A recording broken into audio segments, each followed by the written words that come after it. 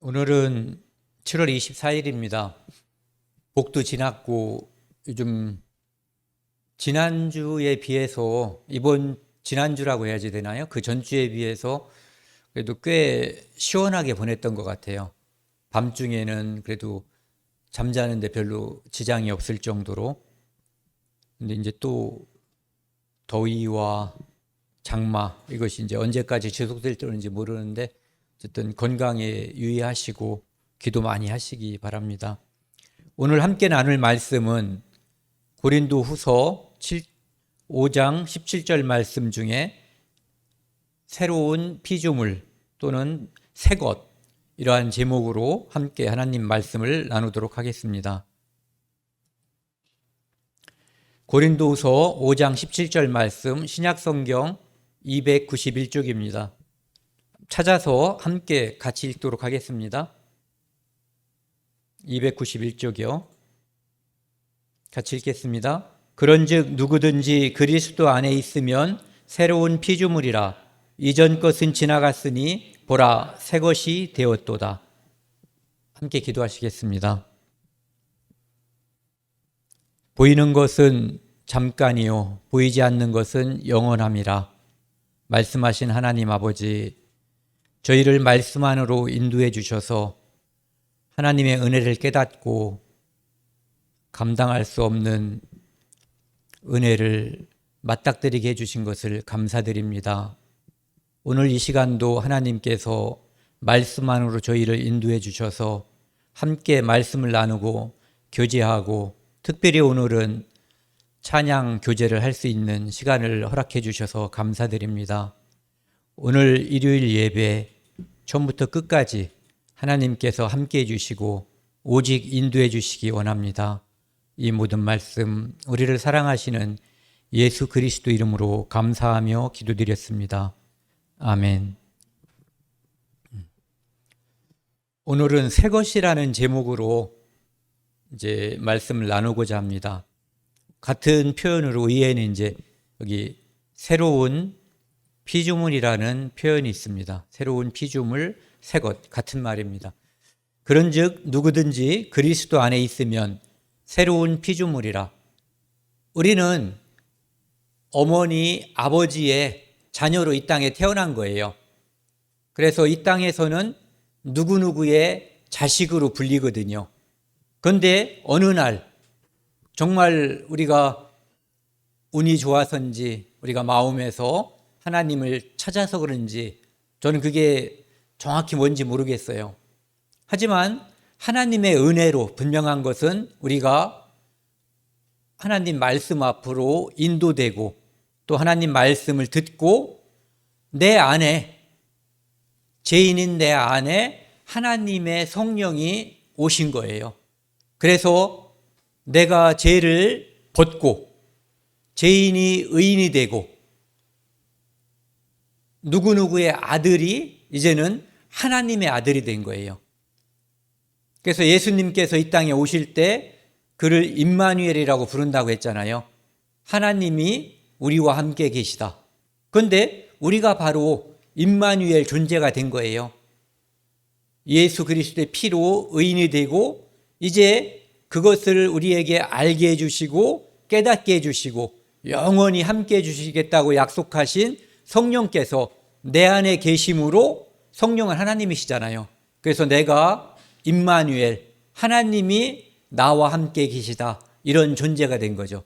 그렇기 때문에 이제 나는 새로운 피조물이 된 거예요.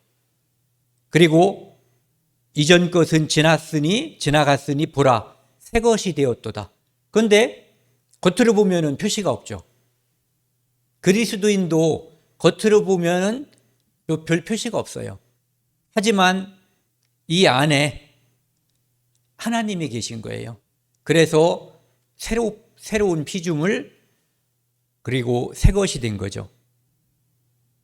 그것은 오직 내가 무엇을 착한 일을 하고 누구를 도와주고 이렇게 함으로써 된 것이 아니라 하나님의 생명, 하나님의 성령께서 내 안에 오심으로 새롭게 된 거예요. 그러니까 은혜로 그분이 나를 새 생명을 주신 것이지 내가 노력해서 새 생명이 된 게 아니에요.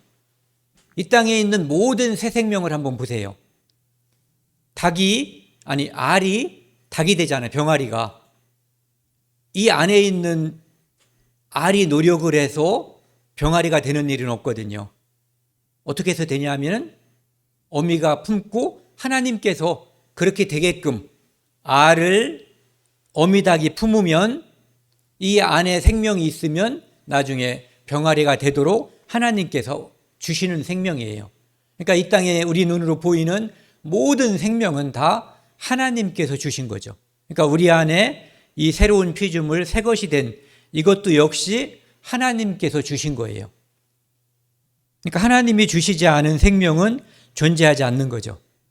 그러니까 예수 그리스도가 십자가에서 피 흘림으로, 그러니까 우리가 이 십자가 아래에서 또는 십자가를 통과함으로써 우리는 새로운 피조물이 되는 거예요.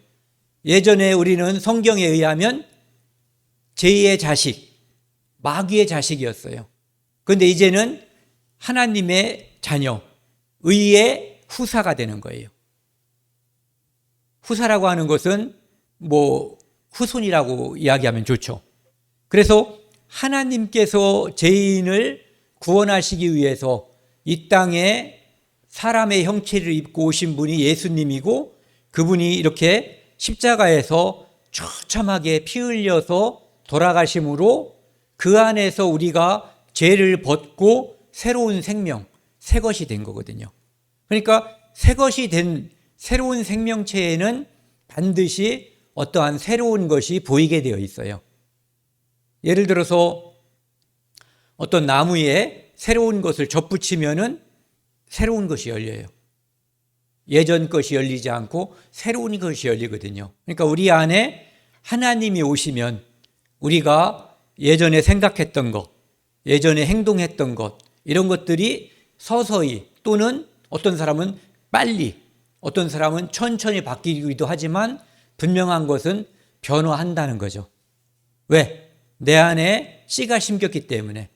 생명이 있는 씨는 예를 들어서 아까도 계란을 말씀드렸는데요. 계란이 씨가 없는 계란은 오래 품어도 생명이 나오지 않죠. 그런데 씨가 있는 생명, 계란, 유정란이라고 하는 거요. 무정란은 아무리 품어도 병아리가 나오지 않지만 유정란은 품으면 병아리가 되는 거예요. 그것처럼 우리도 하나님의 씨가 이 안에 오면은 우리 안에서 뭔가 싹이 나고 이렇게 변화되는 그런 것들이 나타나게 되는 거죠. 갈라디아서 6장 14절 말씀을 보면은요, 이 사도 바울이 우리에게 주신 말씀인데요. 그러나 내게는 우리 주 예수 그리스도의 십자가에 의해 결코 자랑할 것이 없으니. 사도 바울은 육신적으로 굉장히 잘난 사람이라고 그래요. 똑똑하고 가문도 좋고 여러 가지로 명예도 있고. 그런데 그분이 예수 그리스도를 만난 다음에 예전에 자기가 그렇게 좋게 여겼던, 예전에는 사도 바울 하면은 누구의 자식, 누구의 아들, 어떤 문파에서 공부를 했다, 이런 것들이 사도 바울을 꾸며주는, 사도 바울을 돋보이게 하는 요소들이었어요. 그런데 지금은 사도 바울이 그런 것들을 다 버리고 배설물처럼 여긴다고 그랬거든요. 그것은 똥처럼 여긴다는 거예요. 그것이 예수 그리스도를 만난 사도 바울에게 더 이상 예수 그리스도만 사도 바울을 돋보이게 할 뿐, 예전에 그를 돋보이게 했었던 그 어떤 것도 사도 바울을 돋보이게 해줄 수 없다는 것을 알고 그것은 똥 취급한다라고 말한 거예요. 그래서 예수 그리스도의 십자가 외에 결코 자랑할 것이 없다고 말씀하는 거예요. 그러면서 그리스도로 말미암아 세상이 나를 대하여 십자가에 못 박히니, 그러니까 사도 바울은 사실은 자기가 이 세상에서 얻는 부귀와 명예를 못 박아버린 거예요. 내가 다시는 저것을 탐하지 않으리라, 이렇게 결심을 하고 그거에 관심을 두지 않은 거죠. 그러니까 또한 세상을 대하여 그러하니라. 그러니까 모든 것 예수 그리스도 외에는 어떤 것에도 관심을 두지 않는 그런 삶을 사는 거예요. 그러면서 뒤에 15절 뒷부분만 같이 읽겠습니다. 오직 새로 지으심을 받는 것만이 중요하니라. 하나님께서 예수 그리스도를 통해서 우리의 죄를 용서해 주시고 그리고 우리에게 주신 생명이 있어요. 성령. 그렇게 함으로써 우리는 새로운 피조물, 새 것이 된 거거든요. 오직 그것만이 중요하다라고 생각하는 거예요. 그러니까 사도 바울이 스스로 세상에 대해서 눈을 감아버린 거예요. 거기서 얻는 부귀와 명예는 내가 더 이상 이제 얻으려고 노력하지 않겠다고. 그러니까 세상도 사도 바울을 외면한다는 얘기예요. 그래서 오직 하나님의 자녀됨이 중요하고 그것만이 이 땅에서 우리가 가치 있게 내가 무엇을 위해서 노력할 때는 가치 있는 것을 노력하잖아요. 가치 있다고 생각하는 것을. 그래서 오직 그것만을 위해서 사도 바울은 살겠다 이런 마음을 갖게 된 거죠. 그러면서 사도 바울이 이제 갈라디아서 6장 17절에서요. 여기 뒤에 파란 글씨 한번 같이 읽겠습니다. 내 몸에 예수의 흔적을 지니고 있노라. 예수의 흔적이라고 하는 것은 예수님이 이 땅에 오셔서 예수님은 하나님이시잖아요. 그런데 지극히 낮아지셨어요. 어떻게? 사람으로 오셨고 죄인의 죄를 대신하시고 십자가에서 피 흘려 죽으시고 장사 지내고 이 땅에서 정말로 하나님이시기 때문에 죽으실 수 없는 분이거든요. 그분은. 그런데 우리의 죄값을 대신 지고 이 땅에서 죽음까지 낮아지신 분이에요. 그래서 그분이 이 땅에 오실 때 내가 섬김을 받으려 온 것이 아니라 섬김을 받으려 하고 많은 사람을 대신해서 대속물로 주려 한다라고 말씀하신 거예요. 그러니까 사도 바울이 예수의 흔적을 내가 가지고 있다, 지니고 있다라고 하는 것은 예수님께서 이 땅에 오셔서 그렇게 고난을 받고 십자가에 못 박혀 죽으신 것은 예수님의 죄 때문인가요? 아니죠. 예수님은 죄가 없으신 하나님이에요. 그런데 그분이 고난받고 피 흘리고 돌아가신 이유는 바로 우리 모든 인류의 죄를 대속하기 위해서 그분이 죄를 대신 짊어지신 거예요. 그것처럼 사도 바울도 이 땅에서 그가 다른 사람을 구원하기 위해서 로마 사람들이 그런 거 하지 말라고 그랬어요. 로마의 황제만을 왕으로 인정하고 로마의 황제만을 섬기라고 했는데 예수 그리스도를 왕으로 섬기고 예수 그리스도만이 이 땅에서 유일한 구세주임을 사람들에게 밝히 말한 거예요. 그분은 하나님의 아들이고 죽었다가 살아났음을, 부활했음을 사람들에게 전파한 거예요. 그러니까 그것을 전함으로 인해서 다른 사도 바울이 누군가의 돈을 빼앗았다든지 누군가를 때려줬다든지 사기를 쳤다든지 이러한 자기의 어떤 범죄 때문이 아니라 예수 그리스도를 섬기고 전하기 위해서 고난을 받은 거예요. 그 고난이 예수의 흔적이라고 할 수가 있거든요. 그래서 그 고난은 사도 바울이 다른 사람들에게 자랑할 필요가 없었어요. 그것은 하나님께서 알아주기 때문에 이 땅에서 우리가 예수 그리스도를 전하기 위해서 고난을 받는다고 해도 우리가 누구에게 자랑할 필요도 없고 선전할 필요도 없어요. 왜? 하나님께서 다 아시고 계시거든요. 그런데 사도 바울이 구태여 그 이야기를 하는 이유는 다른 사람들에게 하나님을 전하기 위해서 예수 그리스도를 전하기 위해서 받는 그 고난은 영광스러운 것이고 이 땅에서 받는 고난은 잠깐이고 보이지 않는 것은 영원하다는 것을 보여주기 위해서 자기 자신이 받은 고난, 예수의 흔적이 얼만큼 많은지, 얼만큼 위대한 것인지를 이야기한 거예요. 그러니까 그것도 역시 자기를 드러내고 자기의 육체를 자랑하기 위한 것이 아니라 예수 그리스도의 복음을 전하기 위해서 이야기한 거죠.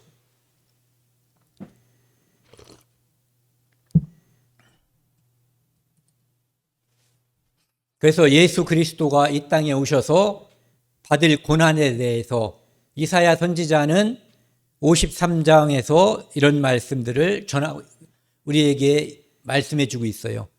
예수님이 찔린 것, 우리 허물 때문이고 그가 상함은 우리의 죄악 때문이라. 그가 징계를 받음으로, 예수님이 징계를 받음으로 우리는 평화를 누리고 그가 채찍에 맞음으로 우리가 나음을 입었도다. 그가 곤욕을 당하여 괴로울 때에도 사람들이 억울하게 예수님을 때리고 피 흘리게 만들고 죽일 때에도 그는 입을 열지 않았어요. 왜 그래? 나 죄 없는데 왜 그래라고 하지 않았어요. 그냥 묵묵히 그걸 받아들이신 거예요. 왜? 그래야만 모든 사람, 특히 나를 구원할 수 있기 때문에 그런 거죠. 이 땅에서 우리가 누군가를 전도할 때 우리를 사람들이 핍박해요. 이 세상은 예수님을 핍박했기 때문에, 예수님의 제자들을 핍박한 이 세상은 우리들도 핍박하게 되어 있어요. 그렇기 때문에 우리가 조용히 살면 핍박받지 않아요. 그런데 우리가 예수 그리스도를 전하기 시작하면 우리에게 핍박이 쏟아져요. 그때 우리는 입을 열지 않고 억울해하지 않고 당연히 받을 고난으로 예수님이 십자가에 달릴 때 어떠한 핑계나 분노와 여기 나와 있는 것처럼 입을 열지 않았던 것처럼 우리도 역시 그렇게 해야지 되는 거예요. 마치 도살장으로 끌려가는 어린 양과 털 깎는 자 앞에서 잠잠한 양같이 그의 입을 열지 아니하였도다. 사도 바울도 싸우지 않고 묵묵히 복음을 전한 거예요. 그것이 바로 예수의 흔적을 자기 몸에, 자기 안에 지니고 있다라고 이야기한 거죠. 8절 같이 읽겠습니다. 그는 곤욕과 신문을 당하고 끌려갔으나 그 세대 중에 누가 생각하기를 그는 살아있는 자들의 땅에서 끊어짐은 마땅히 형벌받을 내 백성의 허물 때문이라 하였으리요. 예수님이 십자가에 달린 것은 당연히 죽고 심판받을 우리 때문인데 사람들은 그것을 몰랐다는 거예요. 예수가 무슨 죄를 졌기 때문에 심판받는 걸로 착각하고 그를 비난했다는 거거든요. 그러니까 사도 바울도 역시 예수 그리스도의 흔적을 지녔다는 뜻은 바로 그런 뜻이에요. 사도 바울이 범죄함으로써 그런 온갖 핍박을 당한 것이 아니라 오직 복음을 전하는 사명을 누구보다도 더 열심히 받고 그것을 전했기 때문에 받게 된 핍박이었던 거죠. 이 고린도후서 11장 23절에서 그 뒤에까지 보면은요, 사도 바울이 엄청난 핍박을 당했어요. 이것이 바로 예수의 흔적을 자기가 지니고 있다라는 거거든요. 그들이 그리스도의 일꾼이냐? 가짜 그리스도의 일꾼들, 그러니까 거짓 일꾼들을 말하는 거예요. 정신없는 말을 하거니와 그들은 율법을 지켜야 구원을 받을 수 있다라는 정신없는 이야기들도 했어요. 나는 더욱 그러하도다. 그러니까 하나님의 일꾼이라는 거죠. 내가 수고를 넘치도록 하고 옥에 갇히기도 많이 하고 매도 수없이 맞고 여러 번 죽을 뻔하였으니 매 맞아서 죽을 뻔하기를 여러 번 했다는 거예요. 유대인에게 40에서 하나 감한매를 5번 맞았으며 유대인들은 40대까지는 때려도 더 이상 때리면 안 된다라고 하는 하나님의 율법이 있어요. 근데 잘못해가지고 41대 때릴까봐 40에서 하나 가만 39대까지 때리는 거예요. 실수해서 율법을 어길까봐. 그래서 그것을 5번이나 맞았다는 거죠. 이것은 초죽음이 되는, 죽을 수도 있는 그러한 어마무시한 형벌인 거예요. 3번 태장으로 맞고, 태장은 우리나라 사람들에게도 익숙하잖아요. 드라마 같은 거, 영화 보면은 이렇게 형틀에다 갖춰놓고 도리깨질 하듯이 엄청난 큰 몽둥이로다가 패는 거예요. 또 한 번 돌로 맞고 3번 파손하고 배가 부서져 버린 거예요. 파도에. 일주일 동안 깊은 바다에서 지냈으며 일주일 동안 구원받지 못하고 바다에서 뗏목 같은 거 하나 들머지고 거기서 겨우 살아남은 거예요. 여러 번 여행하면서 강의 위험, 강에서 빠져 죽을 뻔하고 강도의 위험, 강도가 돈이 있나 해서 죽이려고 그러고 동족의 위험, 유대인들이 죽이려고 그러고 이방인의 위험, 이방인들이 죽이려고 그러고 시내의 위험, 강보다 조금 작은 게 시내가라고 볼 수 있죠. 거기서도 빠져 죽을 뻔하고 광야에서 먹을 것도 없고 햇빛 쨍쨍 찌고 독사도 있고 전갈도 있는 그곳에서 죽을 뻔하고 바다의 위험, 아까 3번 파손했다고 한 것처럼 바다의 위험, 거짓 형제 중의 위험. 이 사람이 구원받은 형제인 줄 알고 모든 것을 다 함께 했는데 그가 배신해버리는 거예요. 그런 위험들을 수도 없이 당한 거예요. 또 여러 번 자지 못하고 줄이며 목마르고 여러 번 굶고 춥고 헐벗었노라. 그런데 그런 고난 때문에 지금 우리가 함께 읽은 이것들이 엄청난 고난이잖아요. 그런데 사도 바울은 그것보다 더 자기를 짓누른 것이 있다고 그랬어요. 뭐냐면은 모든 교회를 위하여 염려하는 것이라. 그렇게 자기 자신이 육신적으로 핍박을 받고 죽음의 고비를 넘길 때도 자기의 관심은 교회가 잘 되길, 교회 안에 형제자매들이 화목하고 그들이 복음 안에서 온전하게 자라기를 바라는 마음, 그것이 그의 마음을 전부를 차지하고 있었다, 이런 얘기예요. 이렇게 살았던 또 어떤 사람을 제가 한번 소개를 하려고 그러는데요. 존 헤론이라는 사람이에요. 들어보신 분도 계실 거예요. 이 사람이 이제 양화진이라고 하는 곳이 있잖아요. 가보신 분 손 들어보세요. 아무도 안 계시네. 저는 몇 번을 가보고 싶었는데 아직 저도 못 가봤어요. 우리 언제 한번 같이 가자고요. 정말 가보고 싶어요. 이 존 헤론이라고 하는 성도는 영국에서 태어나신 분이에요. 1856년에. 그런데 1870년에 미국으로 갔고 테네시 주립대학 의과대학을 최우수로 졸업을 했대요.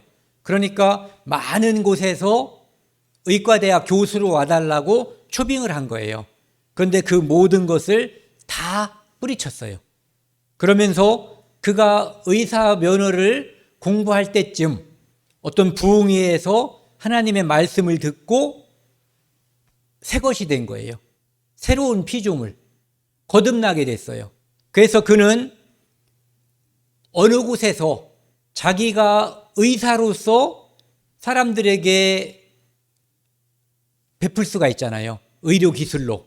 그리고 그들에게 의료 기술로 베풀면서 더 좋은 게 있잖아요. 하나님의 생명, 2가지 생명을 줄 수가 있는 거예요. 하나는 육신의 생명, 또 하나는 영원한 생명. 이것을 전하기 위해서 그는 자기 자신이 누릴 수 있는 그 행복과 부귀 영화를 다 버렸어요. 그리고 조선에서 온 소식에 의하면 이 사람은, 이수정이라는 사람은 일본에 가 있는 조선인이었는데 그 사람은 크리스찬이었어요. 그래서 미국에 이제 편지를 보내가지고 조선의 선교사를 보내달라고 이야기했는데 그 소식을 이 존 헤론이 듣게 된 거예요. 그래서 1884년 그러니까 존 헤론이 28살 되었을 때 그의 아내와 함께 한국 제물포에 도착을 했어요. 그가 제중원, 예전에는 광해원이라고 했었던 알렌이라고 하는 선교사, 의사 겸 선교사가 지은 그곳에 두 번째 원장이 된 거예요. 의사로서. 그래서 그곳에서 많은 사람들에게 전염병을 치료해주고 그들과 함께 했어요. 그러다가 치료 도중에 이질이 걸려가지고 1890년 7월 26일 34살 아주 작은 어린 나이에 아내와 딸을 두고 이 세상을 떠났어요. 그가 죽었을 때 묻힐 수 있는 곳이 없었어요. 땅이 없었기 때문에. 그래서 그 묻힐 수 있는 곳이 유일하게 있는 곳이 제물포였는데 이때 보세요. 7월 26일. 올해로 따지면 내일 모레예요. 삼복도의 중간에 있거든요. 요즘은 시신을 처리할 때 냉동실에서 처리하잖아요. 그런데 이때는 죽으면 수레에 싣고 제물포까지 가려면은 이 시신이 썩고 냄새나고 정말 어려움을 많이 겪을 수가 있는 거예요. 그래서 그 당시에 많은 사람들이 언더우드라든지 알렌, 그 다음에 각 나라 공사들이 우리나라에 와 있었던 그런 공사들이 조선 정부에 의뢰를 해가지고 이 사람을 거기 제물포까지 가지 않고 묻게 해달라고 해서 그래서 생긴 곳이 조선 정부에서 그럼 여기다가 묻어도 좋다라고 허락한 곳이 양화진이에요. 그래서 이 양화진이라는 곳에 처음으로 묻힌 선교사가 존 헤론이에요. 그는 새로운 피조물로서 새롭게 살기 위해서 자기에게 주어질 수 있는 많은 부귀영화를 다 버리고 그 당시에 정말 이름도 잘 알려지지 않은 미개한 나라였던 조선의 복음을 전하기 위해서 이 땅에 왔고 그는 조선 사람들과 함께 했어요. 그리고 나중에 그 가족들도 다 이 양화진에 묻혔어요. 이 존 헤론의 묘비에 이렇게 써 있어요. 하나님의 아들이 나를 사랑하시고 나를 위하여 자신을 주셨다. 이렇게 기록되어 있다고 그래요. 그래서 우리가 만약에 이 땅을 떠나서 묘비를 세울 수도 있고 세우지 않을 수도 있지만 저는 만약에 저한테 제가 묘비를 누군가가 저를 위해 제가 세울 수는 없으니까 세운다면 그냥 그렇게 쓰고 싶어요. 카톡에 늘 써 있는 것처럼 주님을 만난 행운아 이렇게. 이 전에도 제가 한번 소개한 적이 있는데 경주에서 제가 이렇게 그 뒷산에 갔다가 봤는데 어떤 잡풀과 잡목이 우거진 곳에 김윤이라고 하는 어떤 성도의 무덤이 있었는데 대리석으로 까만 대리석으로 된 요만한 그 비석이 있었어요. 그곳에 시편 17편 15절 말씀이 기록되어 있었어요. 뭐라고 되어 있었냐면은 나는 의로운 중에 주의 얼굴을 배우리니 깰 때에 주의 형상으로 만족하리이다. 그리스도인은 이 땅에서 주어지는 어떠한 것으로도 만족할 수가 없어요. 왜? 우리에게 주어질 것이 너무너무 어마어마하기 때문에. 요즘 부자가 누가 부자예요? 그냥 외국 사람은 잘 부르기도 힘드니까 우리나라 이재용 씨를 한번 따져보자고요. 그러한 어마어마한 부를 가지고 있다고 해도 하나님께서 우리에게 주시려고 하는 것과 비교한다면 아무것도 아닌 거예요. 보이는 것은 잠깐이고 보이지 않는 것은 영원함이에요. 그것이 우리에게 주어진다고 해도 그것은 잠깐이고 우리가 하나님 나라에 갈 때 아무것도 가져가지 않아요. 오직 가져가는 것은 예수 그리스도께서 우리를 구원하신 그 선물, 믿음, 이거 하나 가지고 하는 거예요. 네. 그리고 양화진에는 여기 묘역이 보이죠. 양화진에는 수많은 선교사들이 묻혀 있어요. 약 500여 분이 묻혀 있다고 하는데요. 그곳에 일제 암흑기에 우리 민족을 위해서 자신의 삶 전체를 바친 사람들이 많이 있어요. 그들은 앞날이 전도 유망, 전도 양양 그러죠. 앞날이 창창한 그런 사람들이었는데 그것을 모두 버리고 이 땅에 와서 자기 삶 전체를 우리 민족을 위해서, 아니 예수 그리스도를 위해서 다 버린 삶을 살았던 거예요. 그들은 예수 그리스도 안에서 새로운 피조물이었어요. 그래서 그들은 다른 사람들이 눈에 보이는 것을 위해서 살 때 그 새로운 피조물, 새 것이 된 그들은 눈에 보이지 않는 것을 위해서 살았던 거예요. 여기 보시면 이 무덤이 많이 보이는데요. 보이지 않는 것도 사진이 이제 일부만 찍혀 있기 때문에 예수 그리스도께서 영광 중에 공중에 재림하실 때 이 무덤 중에 상당한 무덤들이 다 터져버릴 거예요. 그리고 우리 살아있는 사람들보다 먼저 후련히 변해서 예수 그리스도를 만날 거예요. 그리고 영원히 함께 할 거예요. 이들이 새 것이 되어서 자기의 모든 것을 버리고 새로운 삶을 살았던 것을 우리가 기억할 필요가 있어요. 여기 보시면은요, 이 밑에 있는 것은 밑에 두 나무가 있잖아요. 고엽나무라고 보시면 돼요. 고엽나무, 고엽 아시는 분? 고엽나무는 맛은 언뜻 감하고 비슷해요. 그런데 이렇게 화면에 보이시나요? 굉장히 작아요. 포도 거북 말고 일반 포도 정도? 그거보다도 그 정도 크기 되려나요? 그 정도 될 거예요. 이렇게 작은 크기인데. 근데 아주 포도만큼은 아닐지 몰라도 작은 것이 다닥다닥 많이 열리죠. 그리고 그 안에 감에 들어있는 만큼의 씨가 가득 들어있어요. 그러니까 씨가 대부분을 차지하죠. 그러니까 그것이 맛있는 음식으로서는 별로 가치가 없는 거예요. 그러니까 이 고엽나무에 이렇게 대봉, 요즘은 이제 대봉이라는 감이 있잖아요. 이만큼 큰 거. 너무 크게 했나요? 이 정도? 이 정도는 있을 것 같아요.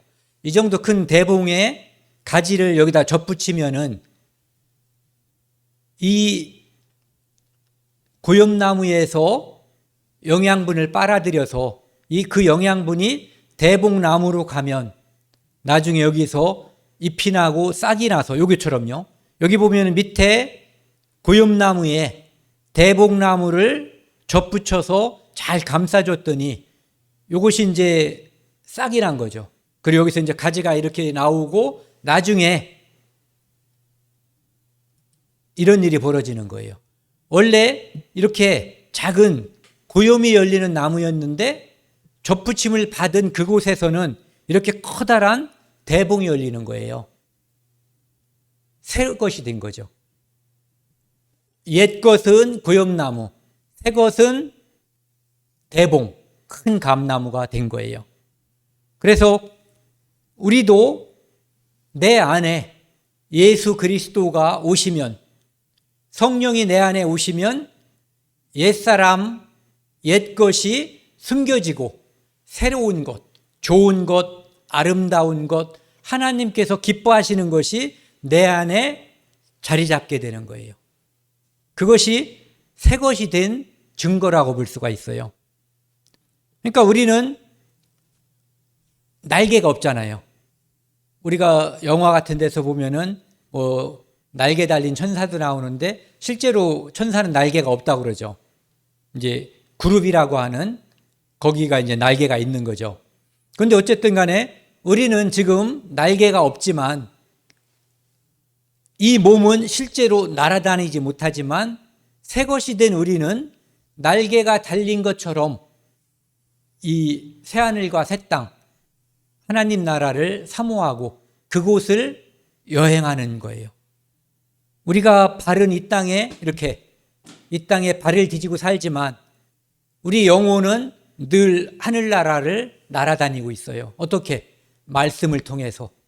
하나님께서 이 말씀을 통해서 그곳에 대한 소망을 늘 주고 우리는 그것을 통해서 기쁨과 즐거움 이것을 느끼는 거죠. 그것이 새것이 된 영혼의 특징이라고 볼 수 있어요.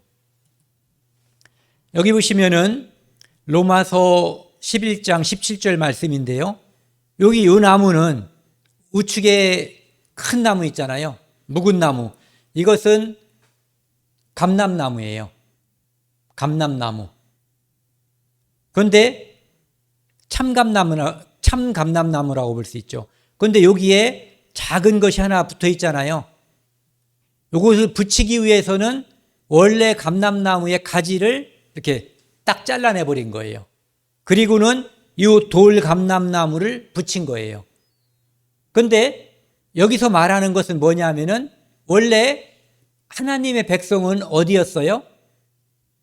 이스라엘이잖아요. 하나님께서 예수 그리스도가 어디에 오셨냐면은 유대 땅 베들레헴에 왔거든요. 그래서 그의 백성 유대인들을 구원하려고 오셨는데 그들이 예수 그리스도를 받아들이지 않았어요. 오히려 때리고 십자가에 못 박아 죽여버렸죠. 그리고 예수님이 부활한 후에도 대부분의 유대인들은 믿지 않았어요. 그러니까 하나님께서 유대인들을 원래 참 감람나무에서 이렇게 있다면은 이거를 딱 잘라버린 거예요. 그리고 여기다가 돌 감람나무인 우리를 이방인, 나라고 하자고요. 저를 여기에 이렇게 붙여버린 거죠. 원칙대로 하면 이게 참 감람나무고 여기에 돌 감람나무이기 때문에 좀 전에 우리가 봤었던 고엽나무와 대복나무의 그 사례로 볼 때, 그것으로 볼 때 여기선 뭐가 열려야지 돼요? 돌감람나무가 열려야 정상인 거예요. 그런데 자연의 법칙을 하나님께서 우리에게 무언가를 설명하기 위해서 이곳에서 참감람나무 열매가 맺히도록 하신 거예요. 로마서 이 전체를 한번 같이 읽겠습니다. 11장 17절 말씀입니다. 또한 가지 얼마가 꺾이었는데 돌 감람나무인 내가 그들 중에 젖붙임이 되어 참 감람나무 뿌리의 진액을 함께 받는 자가 되었은즉. 바로 이것은 유대인들이 예수님을 받아들이지 않아서 쫓겨나고 그 자리에 돌 감람나무인 이방인, 우리, 나, 저, 우리가 거기에 젖붙임을 받아서 하나님의 자녀가 되는 영광을 얻게 됐다라고 하는 것을 이야기하고 있는 거예요. 그러니까 여기에서 이제 이 그림을 보자고요. 원래 이것이 참 감람나무인데 이 가지의 일부를 잘라버린 거예요. 그리고 돌 감람나무인 우리를 여기다 덧붙여 버렸어요. 그런데 여기서 참 감람나무 열매가 맺혔다 이런 얘기를 하는 거죠. 그러면서 하나님께서 말씀하시는 것이 유대인들도 합당하지 않으면 제거하는 것처럼 이방인들도 합당하지 않으면 그 은혜가 다시 유대인에게 간다고 하는 것을 강조하는 거예요. 네. 그래서 지금은 은혜 받을 만한 때잖아요. 이방인의 시대예요. 하지만 이 이방인의 시대가 언제 끝날지 우리는 몰라요. 여기 보시면 처참한 모습을 보세요. 여기 깍 잘려진 가지, 참 감람나무였던 유대인들이 이스라엘 사람들이 이렇게 잘려나가고 우리가 여기에 접붙임을 받은 거예요. 그래서 우리가 이것이 지속될 시간이 언제까지인지 모르지만 이 일이 계속될 수 있도록 우리가 여기에 계속해서 접붙임을 하는 그런 일들이 우리를 통해서 벌어져야지 되는 거죠.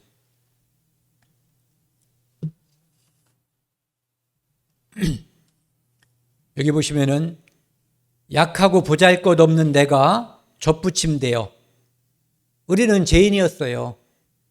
그리고 원래 하나님은 우리 하나님도 아니었어요. 유대인의 하나님. 그런데 뿌리로부터 오는 은혜를 받고 사랑을 받고 이렇게 접붙임이 되어서 돌 감람나무인 우리를 하나님이 은혜로 참 감람나무에 접붙임을 받게 해주셔서 우리가 새로운 피조물, 새 것이 된 거거든요.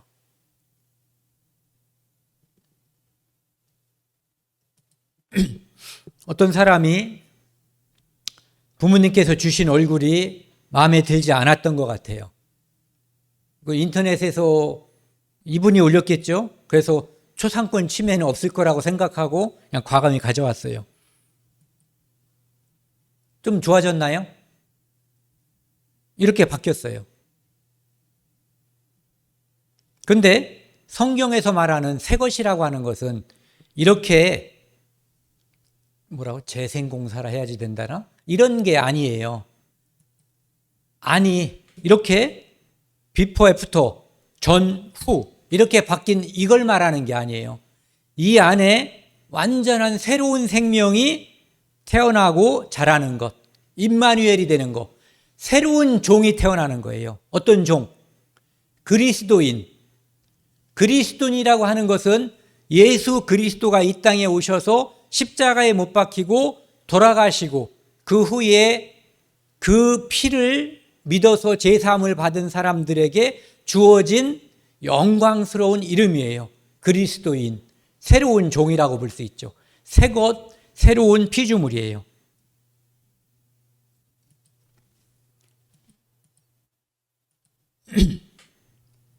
여기 보시면은 고린도후서 4장 7절에서 10절 말씀을 보면은 이것도 역시 이제 사도 바울이 자기 자신을 이제 어떻게 복음을 전하며 싸웠는가, 그리고 자기 자신의 삶이 얼마나 지금 남들이 볼 때는 초라하고 너무 고통스럽고 맨날 죽음이 따라다니는 삶이지만 그것이 얼마나 영광스러운 삶인지 설명하고 있어요. 우리가 이 보배를 질그릇에 가졌으니, 보배, 하나님의 생명을 여기에 가진 거예요. 우리 몸에, 우리 안에. 그러니까 이것을 질그릇이라고 하는 것은, 이 질그릇은 깨질 수가 있고 나중에 닳아서 사라질 수도 있는 거예요. 특히 깨지기가 쉽죠. 그리고 이 땅에 사는 동안 별 볼 일 없어요. 고려자기도 아니고 조선 백자, 상감 청자도 아니에요. 보기에 별 볼 일 없는데 그 안에 보배를 가지고 있어요. 어떤 보배? 하나님이 내 안에 계신 거예요. 그런데 그래서 아무리 이 사방을 누군가가 나를 괴롭히거나 내게 고통을 주어도 우겨싸움을 당하여도 쌓이지 아니하며, 왜? 우리의 도움은 하나님을 통해서 오기 때문에 나를 아무리 둘러싸고 공격을 해도 내가 쌓이지 아니하는 거예요. 그리고 답답한 일을 아무리 당해도 낙심하지 않는 거예요. 왜? 도움이 하나님께로부터 오기 때문에. 나는 그 도움만을 기다렸지 다른 영광을 기대하지도 않고 바라지도 않았기 때문에 가능한 거죠. 박해를 받아도 버림받지 아니하며, 하나님은 안 버리셔요. 우리가 살면서 친구들끼리 사이가 틀어진 적 있으세요? 가족끼리? 친척끼리? 아마 누군가는 있을 거예요. 그런데 하나님은 우리를 절대 버리지 아니하셔요. 거꾸로 들임을 당하여도 망하지 아니하고, 이 땅에서 우리가 굶어 죽거나 사도 바울처럼 바다에 빠져거나 어떤 이유로 혹독하게 고난을 받다 죽는다고 해도 망하지 않는 거예요. 사람이 보면은 사도 바울, 요즘 그런 말 쓰잖아요. 폭망했다고. 사도 바울 폭망한 사람이에요. 사람의 눈으로 보면은. 그런데 하나님이 보면 그는 부유한 부자예요, 부자. 예.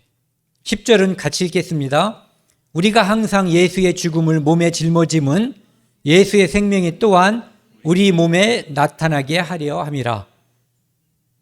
사도 바울을 통해서 예수 그리스도의 흔적이 나타난 것처럼 이 땅에서 우리가 고난을 받고 어려움을 자초하는 그 모든 것은 내 생명 속에, 내 삶 속에 예수의 생명이 나타나게 하기 위해서 고의적으로, 의도적으로 나는 고난을 감수한다. 이런 얘기를 하는 거예요.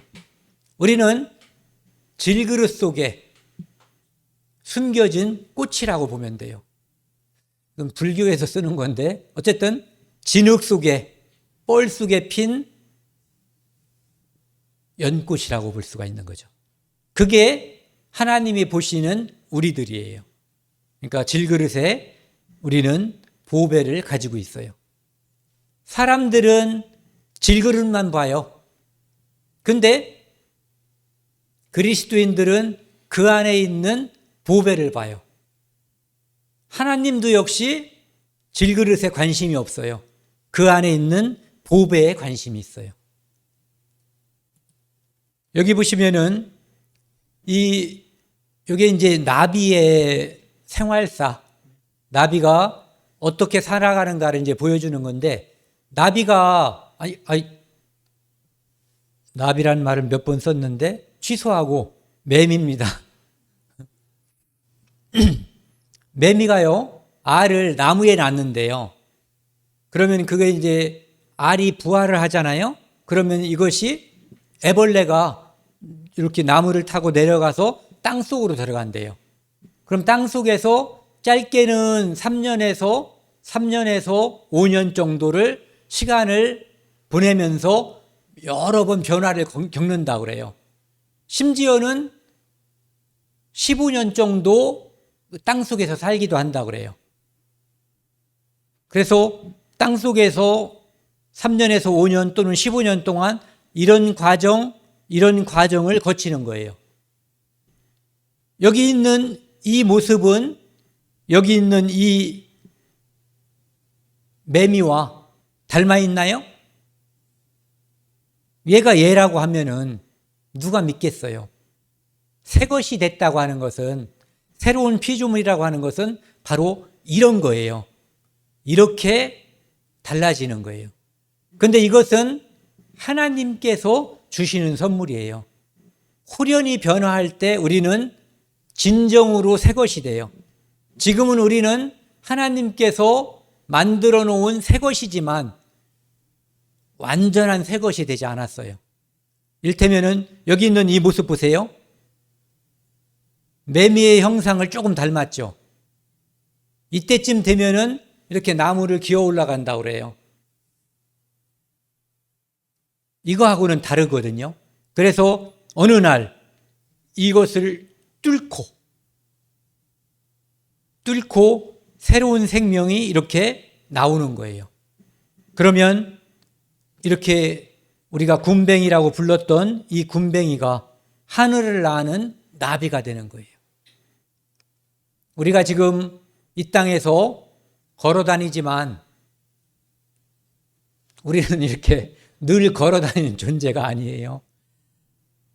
예수님께서 우리를 불러주시는 날, 그분이 공중에 오셔서 우리를 부르는 날, 그날이 되면 우리는 날개가 돋아나진 않지만 날개가 없어도 시간과 공간을 제약받지 않는, 여기서 보면 이 날개에 있는 매미보다도 더 훌륭한, 더 아름다운 몸으로 바뀌어서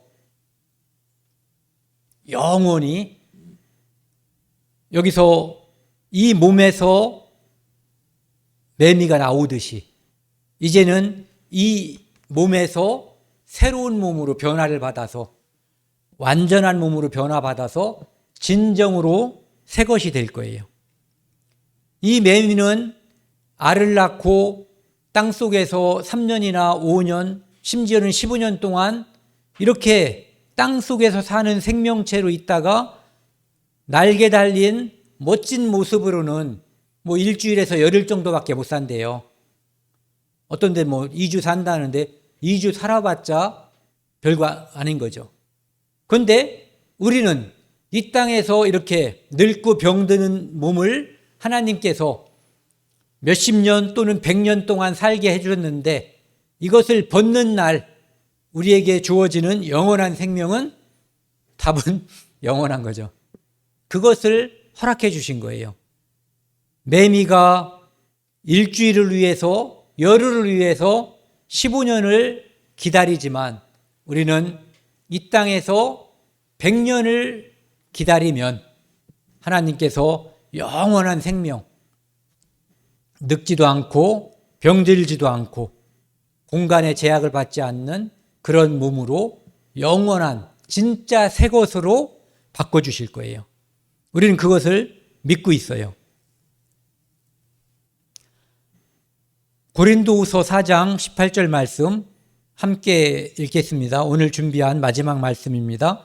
우리가 주목하는 것은 보이는 것이 아니요 보이지 않는 것이니 보이는 것은 잠깐이요 보이지 않는 것은 영원함이라. 이 땅에 있는 모든 사람들은 새 것이 되지 않은 사람들은 보이는 것만 위해서 살아요. 그런데 새 것이 된 사람들은 보이지 않는 것을 위해서 살아요.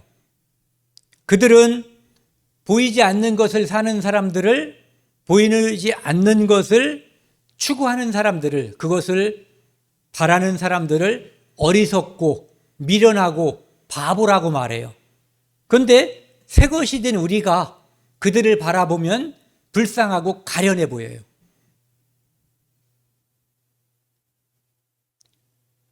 그때가 되면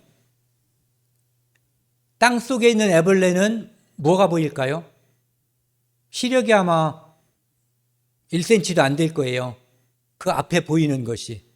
뭘 보이는지는 모르겠죠. 제가 애벌레가 안 돼봐서. 그런데 기어나온 벌레는 그거보다 많이 볼 거예요. 나중에 날개가 달린 매미는 이제 사는 날 동안에는 제약 없이 많은 것을 바라보고 그렇게 살 수 있을 거예요. 우리에게 새로운 생명, 새 것이 된 후에 우리는 진정으로 개안 수술한다고 그러죠. 제가 전에 알던 친구 하나가 이 라식 수술이라고 하나요? 라식인지 라섹인지 뭔가를 했어요. 그래서 안경을 벗었는데 그런 것을 개안 수술이라고 하는 것이 아니라 예수 그리스도를 구주로 영접하면 진짜 개안 수술을 하는 거거든요. 그래서 예전에는 내가 보이는 것이 여기 나와 있는 것처럼 보이는 것은 잠깐이고 내 눈에 보이는 것이 이 땅에서의 부귀영화뿐이었다면 성경 말씀을 통해서 예수 그리스도로 내가 눈을 뜨고 나면 보이지 않는 것, 영원한 것을 진정으로 바라고 쳐다보게 되는 거죠. 그것이 하나님께서 우리에게 주신 선물이에요. 그 개안 수술을 하나님께서 우리에게 해주신 거예요. 그 옷을 입혀주셨어요. 의의 겉옷. 오직 우리는 내가 무엇을 함으로써 착해지거나 악해지지 않아요. 오직 예수님께서 주시는 의의 겉옷, 예수님께서 십자가에 달리실 때 흘렸던 그 피가 우리의 모든 죄를 용서함으로써만이 우리는 깨끗해질 수 있고 그것을 통해서만이 우리는 이 땅에서 새 것이 될 수 있고 그리고 주님이 오시는 그날 진정으로 영원한 새 것이 될 수 있다는 것을 우리는 성경을 통해서 확인할 수가 있습니다. 오늘 말씀을 간략하게 요약을 하면은요, 우리는 새로운 피조물이 됐어요. 새 것이 된 거죠. 우리는 새 것이 됐기 때문에 우리의 생각도 달라져야 되거나 달라지고 있어요. 행동도 달라지고 있거나 달라져야 해요. 왜? 씨가 바뀌었으니까. 예전에 콩이었는데 만약에 거기다가 팥을 심었는데 콩이 나오면 안 되는 거죠. 예.